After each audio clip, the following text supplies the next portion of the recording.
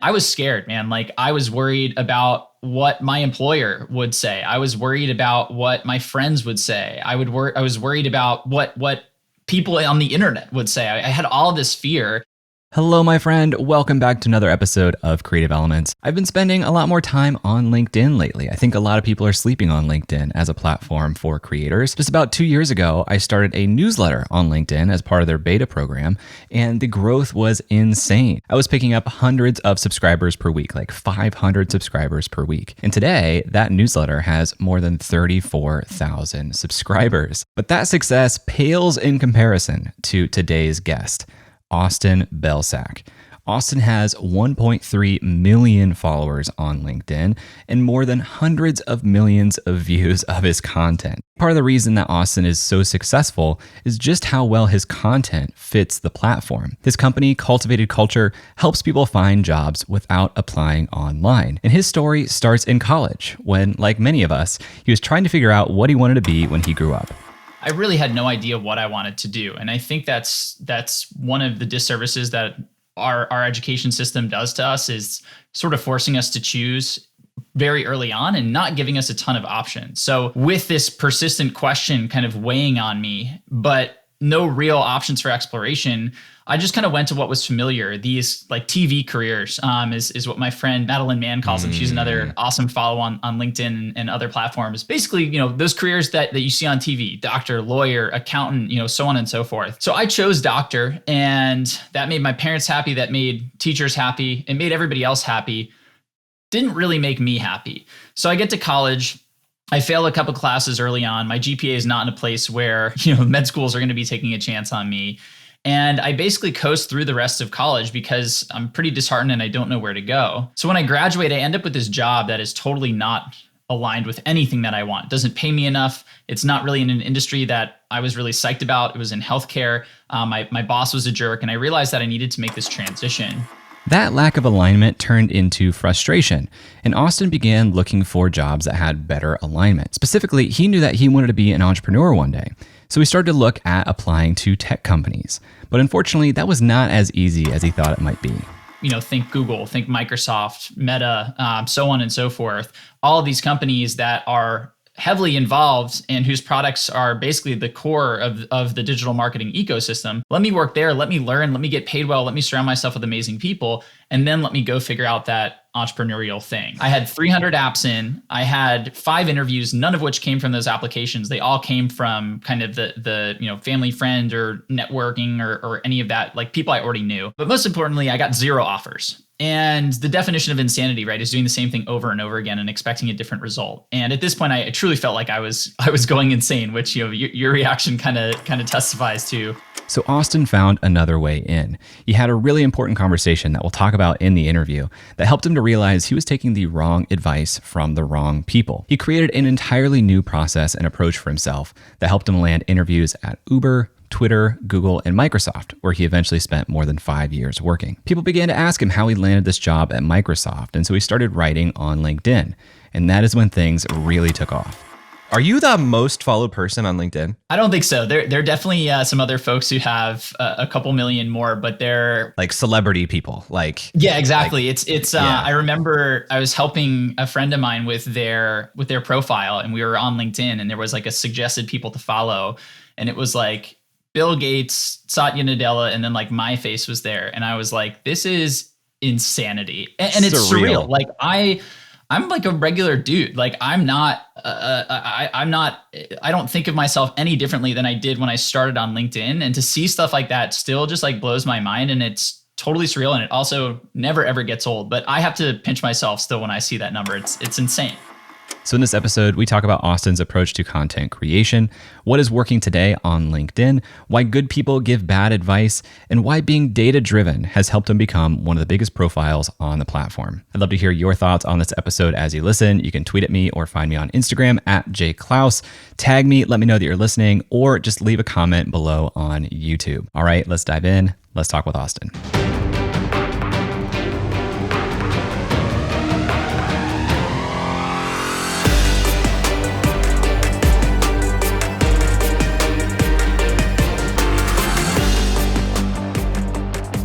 when you're able to walk and talk, you're like a little tyke, you go to school, your teachers, your parents, everybody asks you, well, what do you want to be when you grow up? And it's like, you can say anything you want, astronaut, NFL quarterback, this, that, or the other thing, and everybody cheers you on. But then something weird happens. Like you grow up, the question persists, but the scope of acceptable answers kind of narrows a little bit, right? And now all of a sudden, being a writer is not, quote, realistic, right? You can't really make any money doing that. And being, any of these things that we might be passionate about, all of a sudden, our parents, our teachers, they sort of say, well, that's nice, that's fun, maybe as a hobby, but why don't you get more realistic? Why don't you go pick a career or a major or whatever it is that will actually lead to job opportunities? One thing that I did have a lot of clarity on from a fairly early age was that I did want to be an entrepreneur. I saw that entrepreneurs had a lot of control over their outcomes and didn't necessarily have to play by all of the traditional rules in order to see success. And that really aligned with the way that I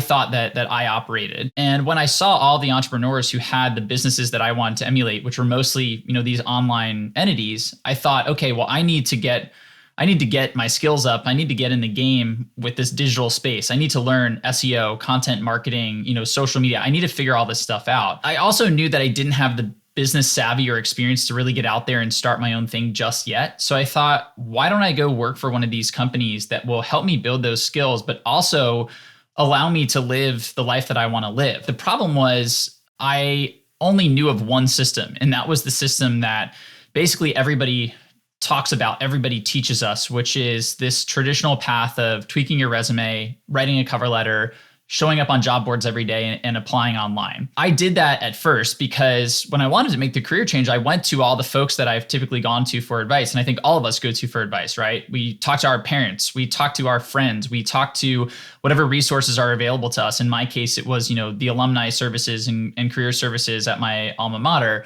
And they all told me the same thing, which was to go buy into that system. And so that's what I did for the first month. I started tweaking my resume. I showed up on LinkedIn. I applied for these jobs. I applied for about 100 jobs in the first month, and I got absolutely nothing out of that. And I went back to all these same people and I said, well, what's the deal here? I'm doing what you have told me to do. You're the people that I've, trusted and come to for advice forever. Can you shed some light on what I'm doing wrong? Can you give me guidance? And this was kind of the first major red flag where everybody kind of told me, well, it's a numbers game and you just need to keep getting out there and apply for more jobs. And that was confusing to me because I thought, well, now I've already applied to all of the jobs that I actually, really want, that I'm excited about. So if you're telling me I need to go back out there and apply for more jobs, these jobs aren't going to be the ones that aligned with the criteria that I'm looking for. And so that doesn't feel great, but I do want to get the heck out of my situation. So, okay, let me go about this and let me double down, because if I'm really going to commit to this and you're saying this is the path, I need to give it a fair shot. So I basically made a commitment to myself to apply to 200 jobs over the next month. And around that same time, I had a conversation with somebody else who went to Wake Forest, where I went to school. He was working at Uber, and he essentially told me, Austin, look, you're doing a lot of the right stuff, but you're taking advice from the wrong people.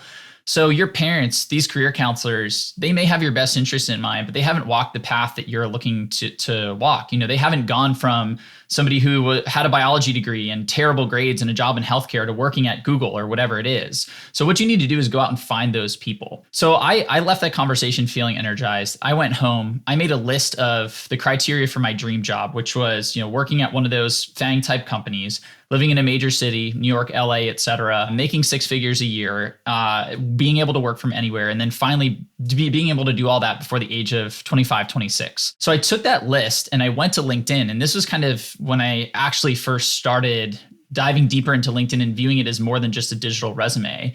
But I used the platform to go out and find people who had landed a job at one of those companies who met all of the criteria on my list, but who also came from a non-traditional background. So I reached out to as many of those people as I could. I learned a ton from them, and I looked for common threads, and I looked for strategies that I felt that played to my strengths and that I could leverage. And basically what I realized was if I wanted to land a job, if I wanted to make this happen, there were two core things that I needed to basically like bring into my job search or build my job search around. The first was getting a referral. Like literally every single person that I spoke to had gotten a referral at one of these companies. None of them had gotten in the door via a cold online application. So that was the first piece. The second piece was that almost all of them had found some sort of creative way to illustrate their value that went beyond the bounds of a resume or a cover letter. So some people were creating content. Some people had a portfolio site. Some people had these side projects or side hustles. And so I had to go figure out my own way to do that. So those were the two kind of core principles that I said I was going to build my job search system around. And then I kind of made it my mission to get out there and just tear apart this whole process and figure out how it worked. So long story short, over the next about year and a half, I did a lot of trial and error. I made a ton of mistakes. I failed a ton, but I eventually kind of refined this system to a place where I could effectively pick and choose the companies that I wanted to land interviews at. And that led to interviews at Google, Microsoft, and Twitter. And then eventually the offer at Microsoft that I accepted on their partnerships team. So at a high level, that's kind of my journey there. But those same concepts that I learned in principles and strategies, especially around networking and especially around finding innovative ways to showcase your value, those were also core principles that I brought with me to my entrepreneurial journey and my journey as a creator. And I don't think that I would have been as successful as a creator and an entrepreneur had I not gone through that process. Man, something I really want to double click on real quick.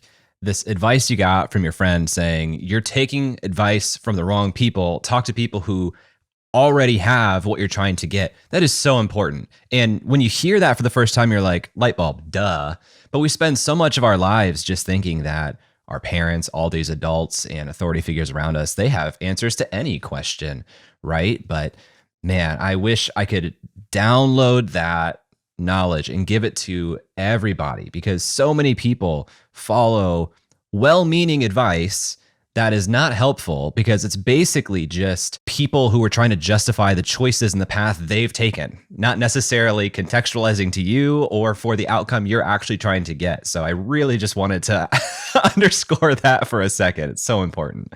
Definitely. It's so important to realize that the person who's sharing this advice, in some cases, they're trying to protect you, right? Parents, friends, they don't want to see you struggle. And so a lot of times the things that we want most in life require taking a bit of risk and probably require a bit of struggle. And our family, our friends, they don't typically want to see that for us. They want to kind of fast forward through that and get to the outcome, but there's no way for us to do that.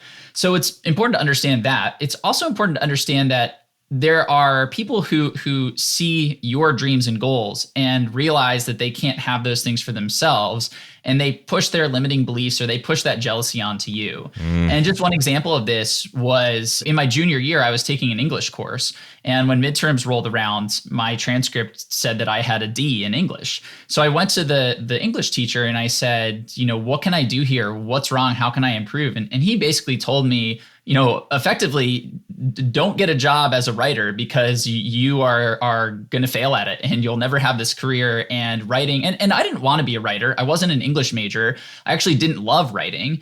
But this guy was basically telling me, you better find a day job somewhere else because you're kind of a lost cause.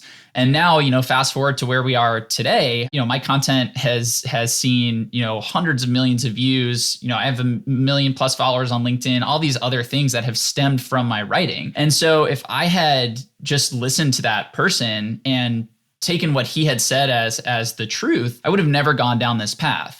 But instead, I tried to look at where he was and what he might have gone through. And maybe he had certain aspirations of becoming a writer himself, seeing some of these things come to fruition.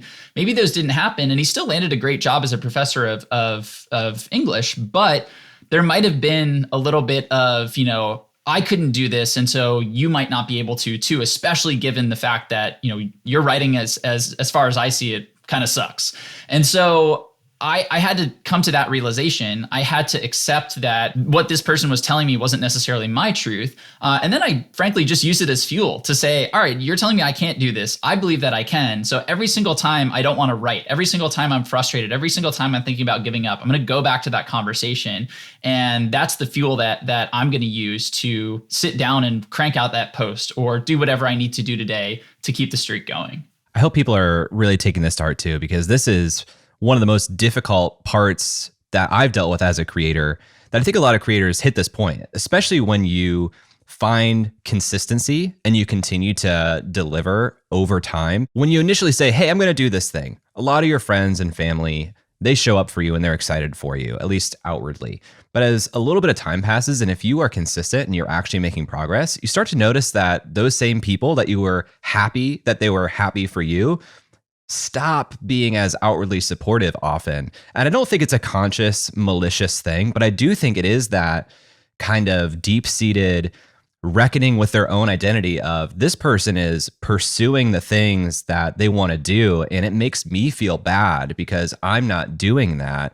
And in some ways, I've seen friends, people close to me, actively like work against me in small, subtle, whether conscious or subconscious ways. And it's hard. It hurts. It's hard to deal with. So throwing that out to folks listening to this who are either experiencing that now or may come to experience that, I think it's actually very common to experience that. 100%. And it's so important to know that if you're seeking approval from others, and that's the basis of your, you're getting started, you're never going to start and stick with it for as long as you need to see the results that you want. Like the permission has to be your own, and you have to just get out there and not worry about other people's approval, because by the time you get that approval, which, I'm sure at this point, Jay, those same people might come back and say, your podcast is killing it. I love what you're doing on Twitter, blah, blah, blah. And you're like, yeah, but where were you for the last, however long when I really needed that support? I don't need it now. I have this audience. I have this community. I have this amazing podcast. Like, I don't need your approval anymore. And that's what I see time and again. By the time we get to the point where other people finally give us their approval, we don't need it. And so if you're waiting for that, you're going to be waiting a long time, and you're probably never going to get started. After a quick break, we talk about how Austin became one of the biggest creators on the platform. And later, we talk about what type of content is working well on LinkedIn right now. So stick around, and we'll be right back. Hey, thanks for watching Creative Elements. This is a brand new channel here on YouTube, so liking the videos, leaving comments, subscribing to the channel, sharing the show, all that support goes a long, long way right now. It is all seen, it is all appreciated. And even though this is a brand new channel here on YouTube, I've actually been conducting interviews with creators just like this for more than 2 years. There are more than 100 interviews that you can go back and listen to with creators like Seth Godin, James Clear, Cody Sanchez, Tori Dunlap, even YouTubers like Ali Abdaal, Matt Diavella, Roberto Blake, and Marie Poulin. I've actually created some playlists for you to help get you started, to dive into some of the best episodes that we've done to date. Just go to creativeelements.fm/playlists. The link is also down below in the description, but you can filter episodes there by platform or medium. If you want to just look at episodes with YouTubers or just episodes with Instagrammers, you can do that with those starter playlists at creativeelements.fm/playlists. And again, the link is down below in the description. Welcome back to my conversation with Austin Belcak. With 1.3 million followers on LinkedIn, Austin is easily one of the biggest accounts on the platform. So I asked him to walk us through how he got here.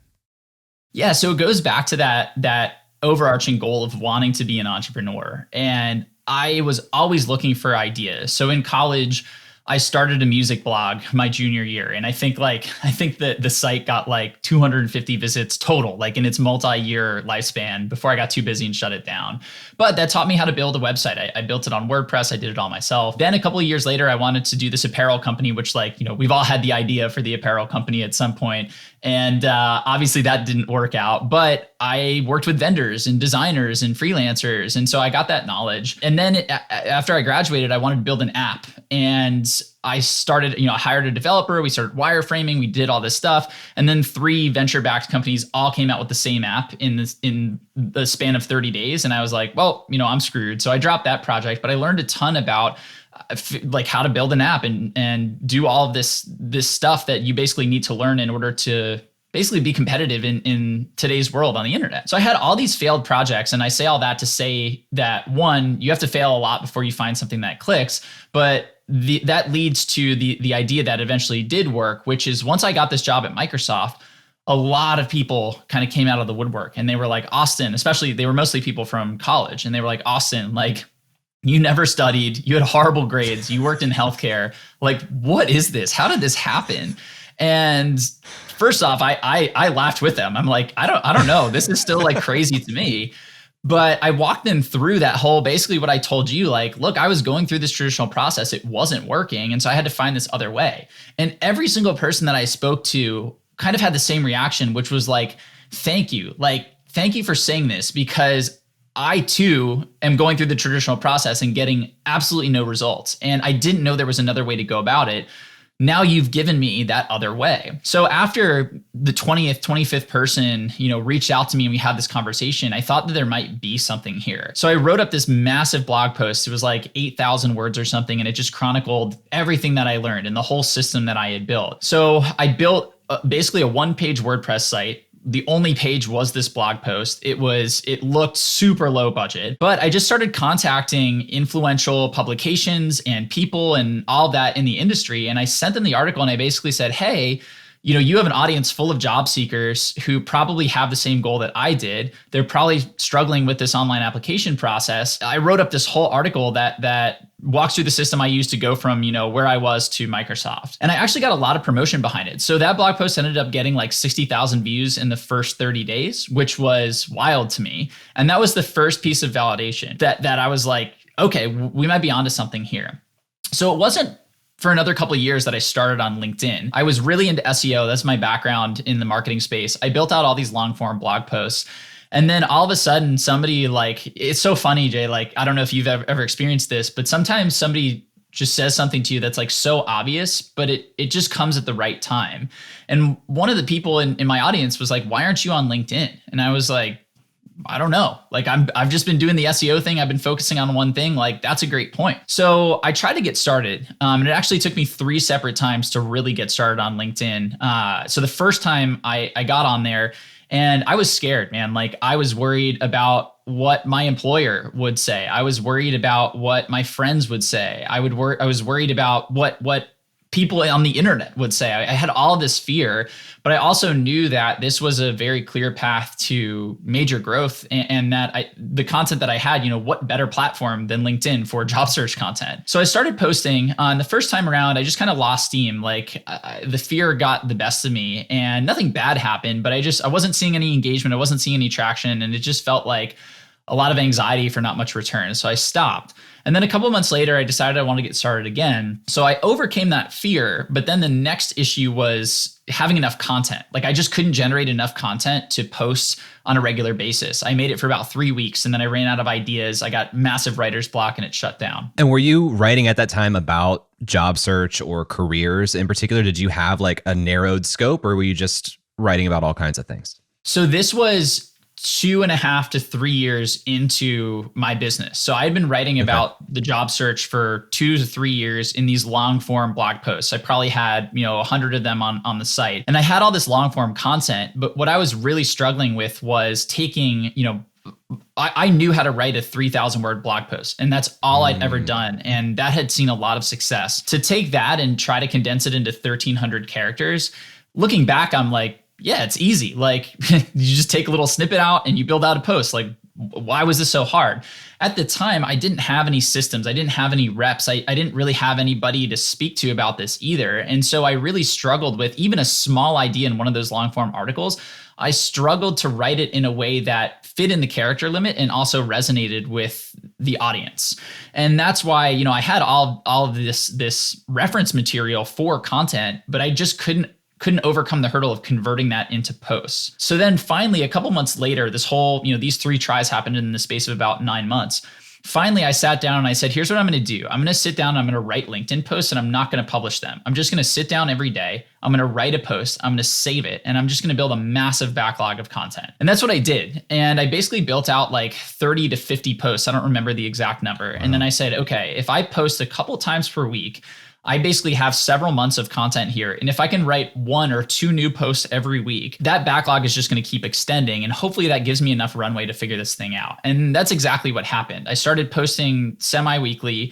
I had the backlog. I dedicated time every day to writing, and that clicked, and that eventually worked for me. So that was the genesis of getting started. It was knowing the potential of this platform, but it wasn't just, Austin was like, yeah, let's post on LinkedIn. I showed up, I started posting, and boom, like everything exploded. It was really a struggle to even just get to the point where I started. And where I started was 3,000 followers that were basically 90% of people who are the sales contacts and people in my network that I built just from job searching and Microsoft. Like, it wasn't even people who followed me for content. So I started from basically zero. I had no idea what was going to come from this. And then the next couple of years were just absolutely crazy, and a journey that like I'll never forget and will forever be grateful for. I love that approach. And I don't know why more people don't talk about that or do that of, I'm going to do the input activity, but I'm not going to publish yet. I'm going to build the backlog, because I imagine that removes so much anxiety on a day-to-day level of, like, right now,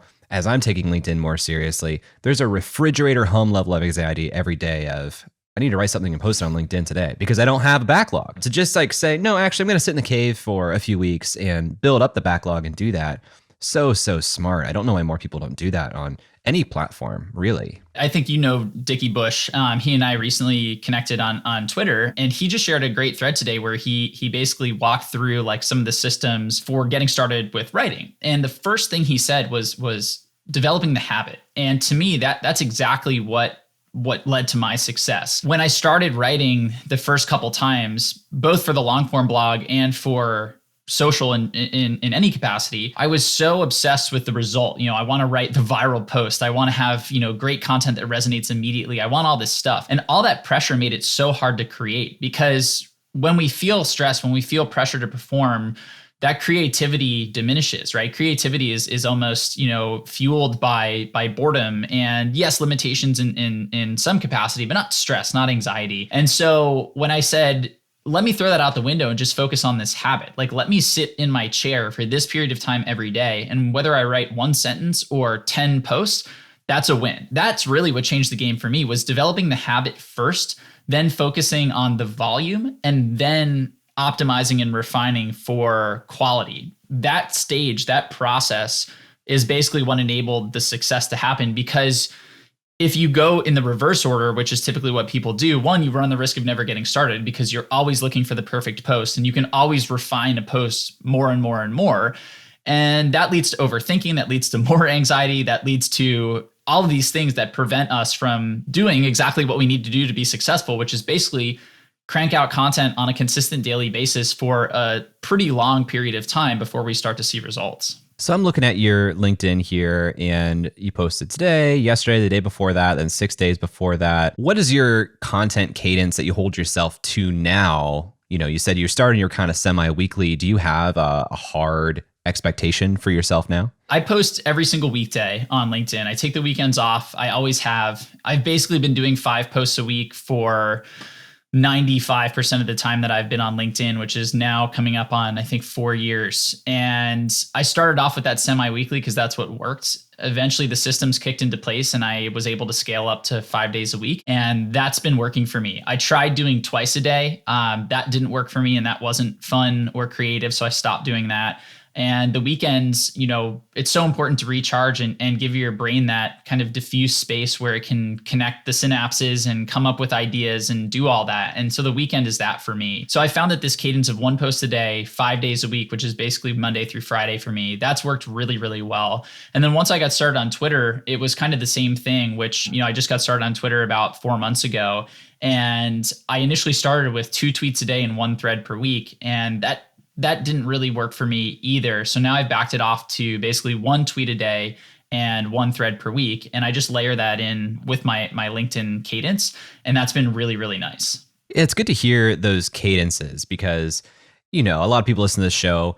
We get conflicting advice from people, or we model after people who have different strategies. Justin Welsh on the show recently, he's a 2 times per day guy on LinkedIn.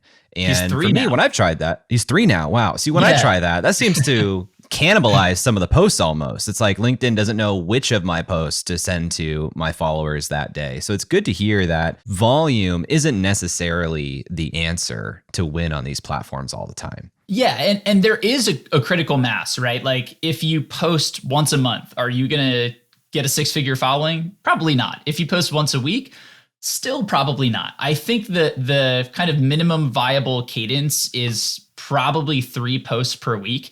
in order to start seeing meaningful traction. And then I found that the sweet spot again is probably around that 5 posts per week mark. Once you get to a certain level, you can increase. Justin's able to do the 3 times per day because he has a really great, loyal, sizable audience on LinkedIn, and that makes sense. But the biggest issue I think for new creators is the one that I ran into, or at least one of the biggest issues, is creating a certain volume of high quality content. And so if posting twice a day is creating that anxiety for you and forcing you to put out stuff that doesn't really feel like it's the quality that you want, that's not really serving anyone. It's not serving you. It's not serving your audience. And so if you can I think it's better to start small and then work your way up. But then also quality absolutely wins out at the end of the day. If somebody's sharing 5 tweets or 3 LinkedIn posts a day that are just junk versus somebody who's sharing 1 post a day that's really high quality, that person who's posting once a day is probably going to win out in whatever metric and category you want to compare the two across. So there is a minimum, viable cadence that we want to align to. But once you're hitting that and you kind of find your sweet spot, there isn't really a need to go higher unless that need justifies itself. And I think for a lot of people, it probably won't. When we come back, Austin and I get specific about what type of content is working right now on LinkedIn and how that has changed over time, right after this. I'm thrilled to say that this episode is sponsored by Circle. Circle is an all-in-one membership community for creators and brands. It brings together engaging discussions, members, live streams, chats, events, and memberships all in one place, all under your brand. And Circle is what I use to run my own membership community. I love Circle because it has a clean, minimal design, and it's built with creators like you and I in mind. It's so easy to use, people love it, and it's easy for me to manage as a creator myself. I'm having so much fun supporting creators inside my membership, and it's become a huge part of my overall business. You can also easily create immersive live video experiences right inside of your Circle community. Whether it's a 5-person group coaching call, a 50-person online class, or a 500-person broadcast with Q&A, Circle has you covered. If you're interested in testing out Circle for your own community, you can start your 14-day free trial by going to creativeelements.fm/circle. That's creativeelements.fm/circle, or visit the link down below in the description. Hey, welcome back. Even though Austin is really humble about how big his LinkedIn following is, it's the biggest following I've seen of anyone who is literally not a celebrity or an influencer on the platform. So I asked him what makes his approach or what makes him different that helped him get to that level. I'm very data driven. And I think that that's one of the things, people always love to ask me like, Austin, what set you apart from all these other people who have, 6-figure followings? Why do you have a 7-figure following? Definitely part of it is luck. I can't sit here and tell you that there's so many people who work hard and write great content. Justin's one of them. He and I kind of, grew up together on LinkedIn, if you will. His content's amazing. Sometimes I look at his posts and I'm like, holy crap, like this is an amazing post. I wish I wrote that. Like, I'm going to learn from this. Yet, like, our followings have a difference in them. And I told him on a call the other day, the only difference between your following and mine is luck. And I've gotten lucky with LinkedIn's algorithm, their recommendation. I mentioned, me alongside Bill and Satya there is a helpful thing to have for followers and all that. So luck definitely plays a factor, but you need to show up in order to be lucky. And so one of the things that I can point to that I have specifically done that's differentiated me from other creators is actually using data to drive my content. So when I started, and one of the reasons why that minimum viable cadence is so important is because you need volume in order to understand what's working and what's not. So I went and I posted for several months and I just tried to just throw the kitchen sink at the platform. I tried different styles, formats, topics, mediums, everything. And initially what stood out was that short form text posts were far and away the medium that generated the most visibility. And that's still true today. I think the most important choice you can make as a creator is finding a medium that really gives you energy. For me, video, like I hate video and I hate visuals, and not being on video here with you, but sorry, all the production. Exactly. All of the production that goes in. I mentioned Madeline, my friend earlier, she got started on YouTube. She said she invests 10 to 12 hours creating one video for YouTube when she got started. And I'm like, good Lord, I that would crush me, and I would just not be able to create. So finding that medium that resonates with you, for me, it's writing. I wouldn't choose a medium just purely based off of visibility, but I would try to choose the medium that gives you energy and the highest visibility. And so for me, what I saw was that short form text post. So that's why I create those. But then what I do is I keep a list of my content. I have a whole Excel spreadsheet. LinkedIn doesn't love third-party tools in the same way that Twitter does. And I don't mean the creators, like the platform itself doesn't. Yes, there are like, Shield app and all these other ones that people use. I personally keep track of things manually. And the reason that I do that is, one, to avoid LinkedIn jail, but two, I find that by forcing myself to go in every day and look at how my post yesterday did, and to categorize it and give it different tags and look at the length of the post and all these data points. If I'm doing that every single day, there's no way that I'm not going to pick up on different trends. There's no way that I'm not going to start to see, different opportunities pop up. And so that manual work is stuff that a lot of people don't want to do. I share that with my clients. I show them the spreadsheet and they're like, holy cow, I could, this is so much work. How do you do this? Blah, blah, blah. That work is so worth it to me because of the data. And so what I'll do is when I started, I did this every month. Now I do it about every quarter, but I'll go back and I'll look at like the top 5 to 10 posts, and I'll look at a whole bunch of data points. So I'll look at the character count, and I'll give myself a hook rating, which is on LinkedIn. The hook is kind of, when you're scrolling through your feed, you have those first, it's basically you get 5 or 6 lines that show up above the fold, and then there's a little see more button. If you don't hook people in with those lines, you could have the best post body that's ever been written on LinkedIn. Nobody's going to see it. It's just not going to get any traction. So the hook is the biggest component to seeing success with LinkedIn posts. I give myself a rating. I try to be objective. Obviously, there's some bias there. So for folks listening, if you want to find other people who are willing to give you that advice, maybe other creators, that can be really helpful. But I give myself a hook rating.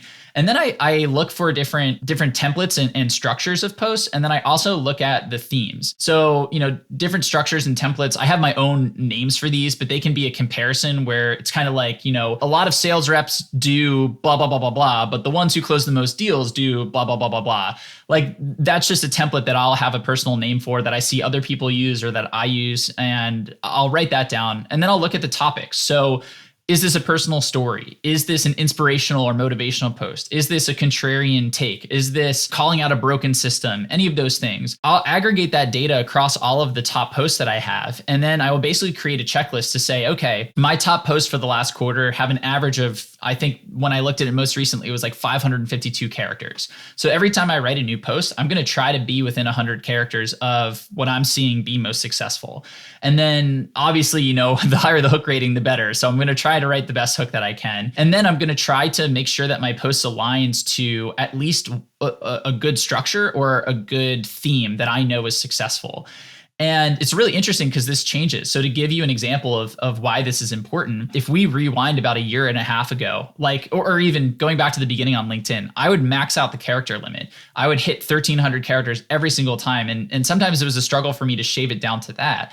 And all of my posts were these how to super valuable, okay, if you want to learn how to be a great networker, here are the 5 steps. And I'd go deep with the 5 steps. I'd include email templates and all this other stuff. And those posts crushed it. That's how I grew to essentially, I think, about 500,000, maybe even 1 million followers through that content. And then all of a sudden, back in Q4 of 2021, something changed with the algorithm. And those posts actually became my worst performing posts. These posts were doing, let's call it 1,000 to 2,000 reactions on average. Now, all of a sudden, they're doing 250 to 300. And that was a shock to me. And I had to figure out what was going on. And I also had to figure out how to pivot. And so I went and I did that analysis, not only for my own content, but I went and looked at, Justin's content. I went and looked at, all these other, I had 10 people who I really admired who were doing well. I looked at all their content and I said, where's the gap? What am I doing differently from these people? And then I looked at, posts in my feed from random creators who were doing really well. Like these posts were seeing tons of reactions. I dumped all that and put it through the same process. And then I looked at the data and aggregate across my content, the 10 creators that I really looked up to, and then, what's working well on the platform. And basically what I saw was just a total shift towards a different style of content.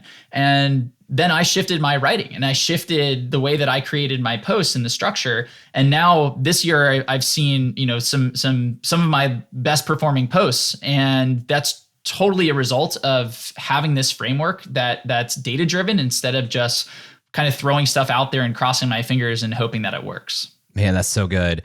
I see a recent new trend that looks like you tried out last week, which is like this carousel of pages, which are basically images. And it seems like people are using that to capture images of tweet threads, which is like so interesting at a meta level. Are you seeing that as a promising trend, or are you still collecting data on whether that's working well? Yeah, so still collecting data. You're like super fresh with that question, Jay, because it's so funny. One of the folks that I've met on Twitter, who you probably know as well, Zain Khan, he got started on LinkedIn. He made the jump a couple months ago and we hopped on a call. I kind of talked him through my system. He's given me a bunch of great info for Twitter. We've just been going back and forth on these different, ideas and tactics and experiments. And this was one that he tried. He took his tweet thread, he put it in a carousel, he dropped it in there. I think it exploded to like 20,000 reactions or something. And he was like, dude, you got to try this. So that's exactly what I did. I took actually a recent tweet thread that I put out there a couple days ago that was actually on LinkedIn. It was about LinkedIn, different tactics that you can use on the platform. I did the same thing and mine blew up. I think it's like on target for 10 or 12,000 reactions. So that's a great start, but we'll see what happens. My plan is to kind of continue to do that once a week and just kind of capitalize on that without overwhelming my audience, because I do think that, there's folks on LinkedIn are very loyal to LinkedIn. It's really interesting. You see a lot of bashing of other platforms like, oh, TikTok is for, these types of people and Twitter is for these types of people and LinkedIn is for us.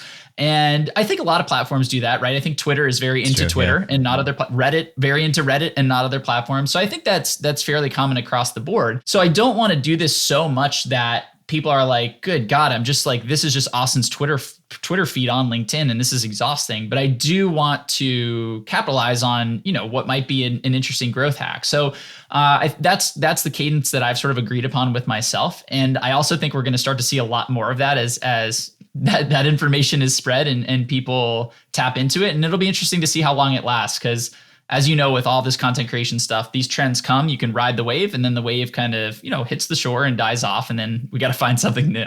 It's interesting. You said it's on pace for 10,000 to 12,000 reactions. It's at 9,500 right now, and you posted it yesterday. But the between the lines thing that you're saying there is that this isn't done. And that's something that's interesting about LinkedIn, I think, that people underestimate. There's more staying power to posts that are getting reactions there than a tweet. Like a tweet, it seems at this point, like you've got about 12 hours of life in that thing and it's dead.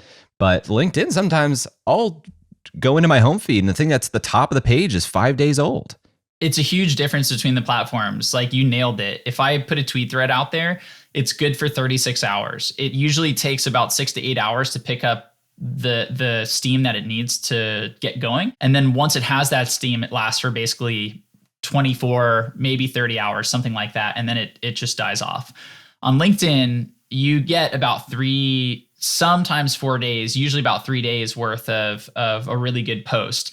And so it's definitely a significantly longer period of time. And the organic reach on LinkedIn is still pretty unbelievable. I think that window is closing a little bit. It's definitely not what it was a year ago or 2 years ago, but it's still really, really good compared to other platforms. So there are definitely these interesting nuances between any platform that you're kind of comparing. But yes, LinkedIn is definitely a little bit kinder to the longevity of posts, which is nice for us creators, right? You can get a little bit more juice out of the squeeze, which always feels good, especially in an ecosystem that is not evergreen and is really reliant on showing up and creating every single day. It seems like you are incredible at building and fostering relationships with other creators. In a recent issue of Justin Welsh's newsletter, he talked about how you reached out to him. And when I asked you to come on the show, since then, you've actually checked in pretty consistently and made me feel like really nice.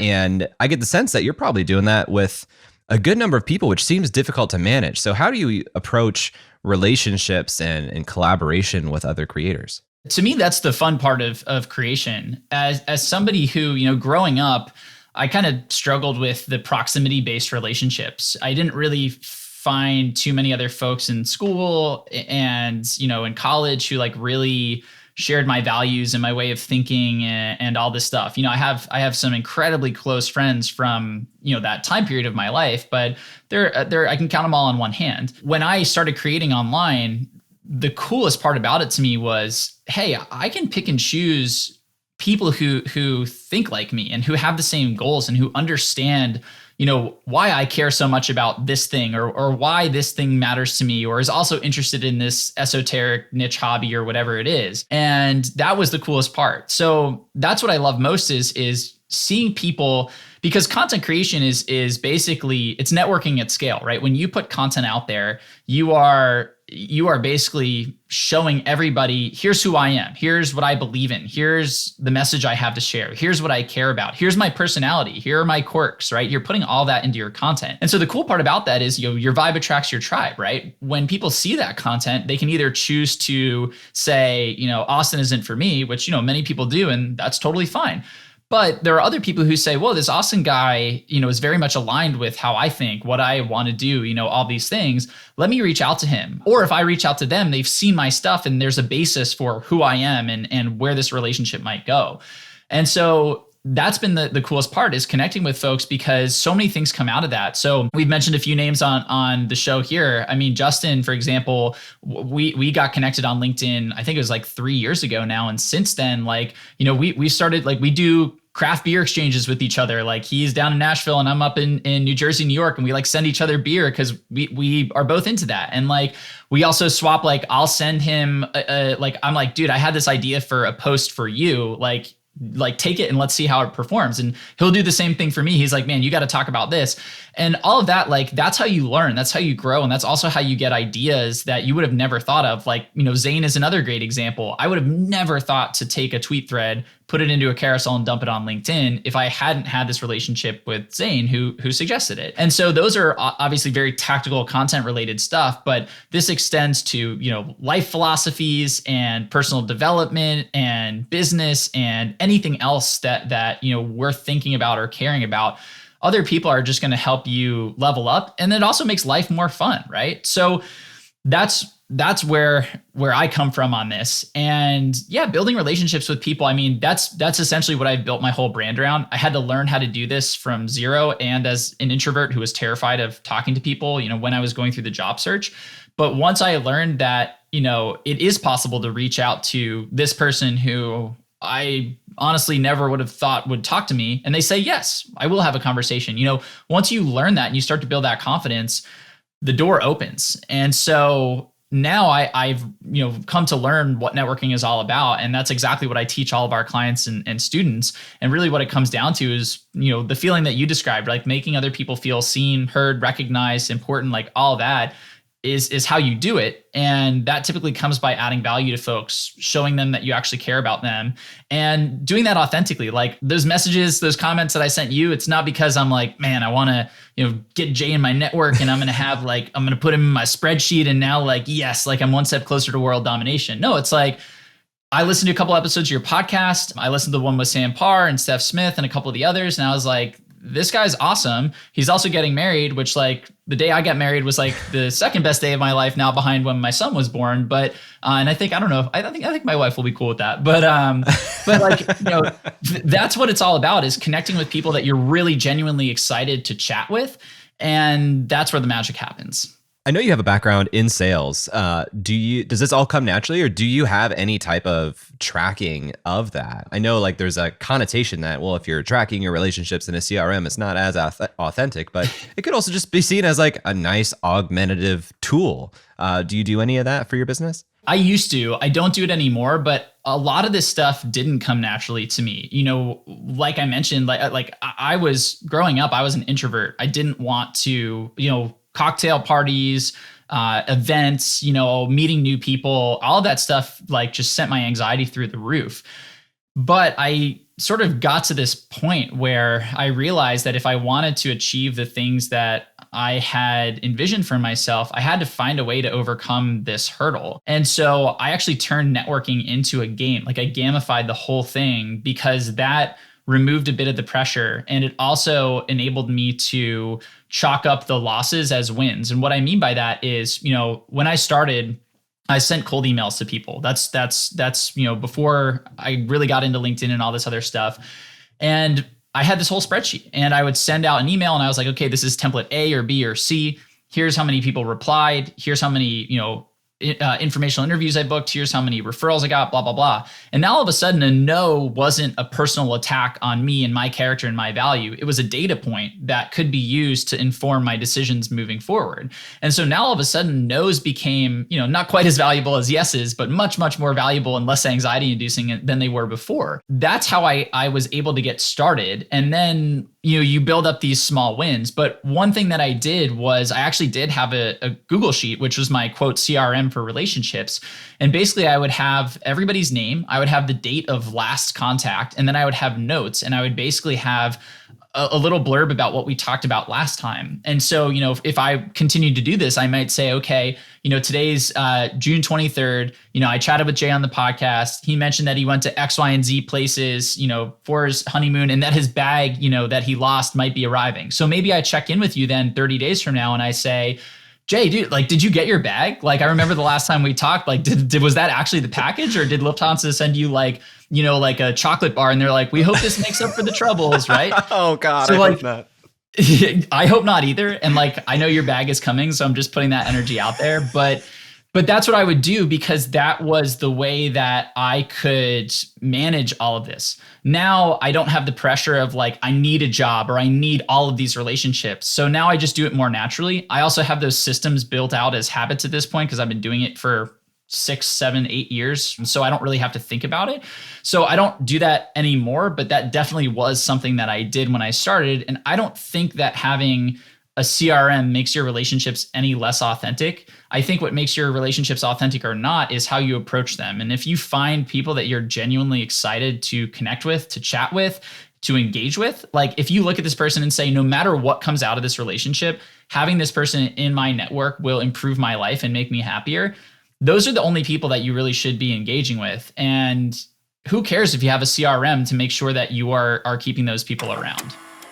Thanks for listening to this conversation with Austin Belcak. I hope you found it helpful, and I hope it gave you some ideas for how you can approach LinkedIn. If you want to learn more about Austin, you can visit his website, cultivatedculture.com, or search Austin Belcak on LinkedIn or even Twitter, where he's been putting more time and effort and already has more than 50,000 followers there. Thanks to Austin for being on the show. Thank you to Connor Conboy for editing this episode. Thank you to Nathan Todhunter for mixing this show, and Brian Skeel for creating our music, and Emily Clouse for creating our artwork. If you enjoyed this episode, you can tweet at me at @jclouse and let me know. I love hearing from you, or leave a comment here on YouTube. Make sure that you subscribe if you have not already. Thanks for listening, and I'll talk to you next week.